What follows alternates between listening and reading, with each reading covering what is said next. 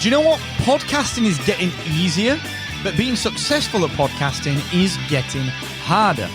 And that's what I want to talk today about, really just why podcasters should just stop for 1 second after they've launched their show and stop and think about whether they should start to offer coaching or not, because inevitably you are going to get asked if you are a podcaster. So we're going to talk about that today here on the Podcast Accelerator. It's an interesting topic, something that was quite divisive when I posted about it on Twitter a little while ago. So we're going to dig into that in just one moment. I'm Mark Asquith, that British podcast guy and CEO and co-founder of Rebel-Based Media, the tech company based out of the UK that builds podcast websites, the world's #1 managed and hosted WordPress platform. We build Podcast Success Academy, where you learn the digital skills that no one told you that you needed to succeed as a podcaster. We build Productivity, the startup that is standardizing audience interaction across the podcast industry. And of course, we build the world's only growth-oriented podcast host, Captivate.fm, which people in the industry are absolutely loving. Please go and check it out if you want to host multiple podcasts for one single price.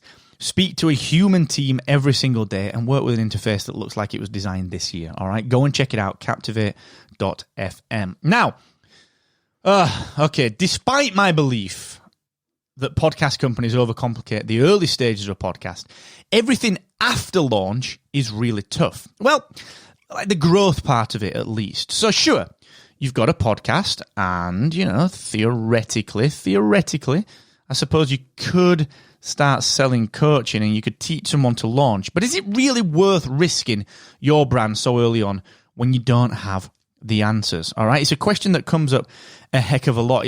I was actually talking we do various things here at Rebel-Based Media. A lot of it is training, a lot of it is educational stuff, and I was talking to the team about that. You know, when is it right to become a coach as a podcaster? Because there are no qualifications for this. No one's spun up a qualification as a podcast coach. No doubt someone, there's always new things spinning up in podcasting. No doubt someone somewhere will spin up. You are a certified podcast coach. You know that, please don't do that. Whoever's thinking about doing that after listening to this, please don't do that. All right, so we're going to get into that in just one sec. But of course, a quick shout out to AWeber, a 10-second shout out. You need to be email marketing to build your email list, to be able to engage with your audience, engage with your listeners, and build that trust and rapport and friendship. If you aren't doing that, you're not giving people a way to get in touch with you. You've got problems as a podcaster, all right? You need to be doing that. So go and check out AWeber. They do all of my email marketing with me. I've been using them for years, and you can use them too for 90 days totally free at markasquith.com/AWeber. Okay, when I say that you shouldn't become a coach yet as a podcaster, I'm not being harsh to people. What I'm saying here is that, look, I've been running businesses now for, what year are we in? 2019. I've been running businesses now since 2003, all right? That's 16 years. I've grown design and digital agencies. I've built my own freelance career and then decided to build tech companies. And I've built podcast websites. We've got Productivity. I've built Captivate. I've built the Success Academy. I've built Rebel-Based Media into a consulting and a studio arm here in the UK. Like, that's all been me and the team, Kieran and the team, building that. Like, I've done this. I've been marketing. I've studied and got qualified in marketing. All right. But even I still feel like a bit of a fake when it comes to coaching podcasting. Okay. And that's with all my experience in building things, acquiring users, acquiring revenue. Like, I've done that for a long, long time since I was 23. And it still makes me feel like a fraud doing it in podcasting. I don't do much coaching. I've got a few little coaching clients that I do, Camera, Steve.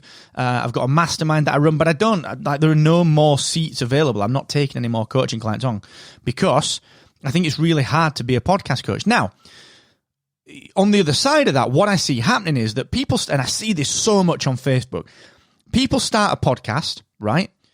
They launch the podcast, they get like 50 downloads, and this is not BSing, like, I've seen this. And then someone asks them, how have you started your podcast? Which is fine. You know, you can teach that. That's kind of easy. But can you become a coach, really? Because everything that's after that, like, I don't think consciously you can take money from people unless you can truly help them, not just through launch, but to grow the thing. Like, you can't just get someone to a launch with a format that's just, fairly standard, a pretty lackluster launch, and then just bail having taken the money. That's not fair. All right? That's not right.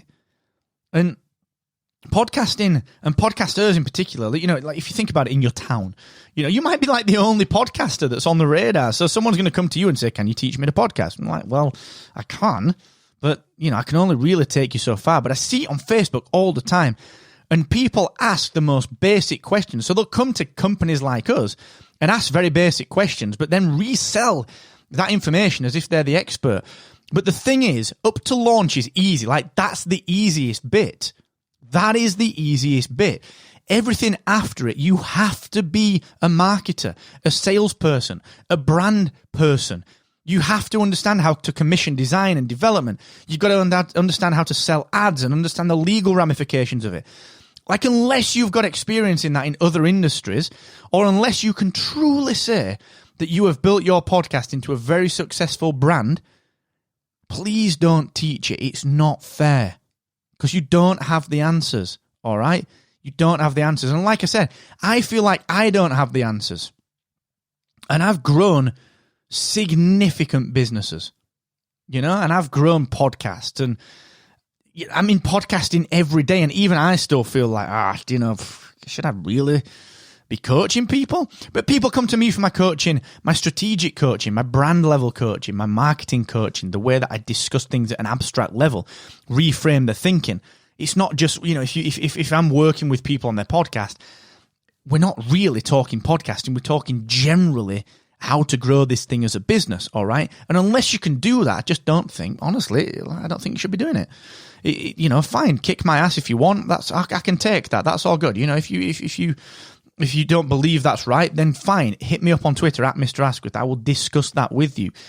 But unless you can prove that you have grown a podcast, or that you have grown a business and you can take those lessons out into podcasting, don't do it.